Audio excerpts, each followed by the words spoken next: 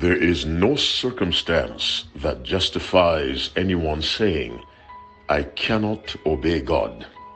For what God requires is made possible by the fact that He provides the means and the power to carry that out. There is, I say, no circumstance that justifies a person saying, I cannot obey God. In the book of Exodus chapter 5, reading verse 5, the Bible says, And Pharaoh said, Behold, the people of the land now are many, and ye make them rest from their burdens. Pharaoh was complaining to Moses. What was the basis of his complaint? The Israelites had begun to rest. Now, they were slaves. They were under the iron boot of the Egyptian nation. Yet they had begun to rest because Moses had come from God with a message to the Israelites. And we read in Exodus chapter 4, verses 30 and 31, And Aaron spake all the words which the Lord had spoken unto Moses, and did the signs in the sight of the people. And the people believed. And when they heard that the Lord had visited the children of Israel, and that he had looked upon their affliction, then they bowed their heads and worshipped.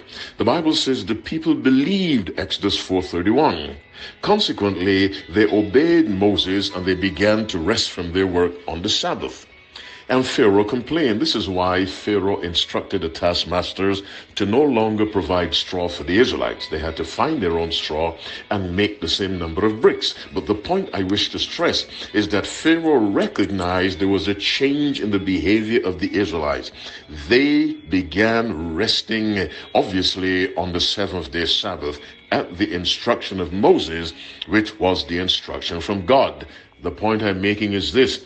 If a nation of slaves can make a decision to obey God despite their servitude and the harshness of their condition, surely there is no circumstance that justifies a person saying, I cannot obey God.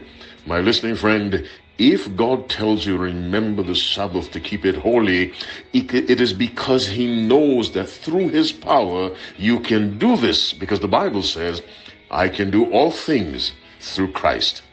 All things include obeying God's law. As you keep the Sabbath holy, as you contemplate becoming a Sabbath keeper, I pray that God will give you the grace and the power, the strength, the wherewithal to obey him, because that which he requires, he provides the power to carry it out. May the Lord bless you as you keep the Sabbath holy, or as you stand at the very doorstep of making a decision to keep God's Sabbath holy. God bless you, and permit me to say Happy New Year.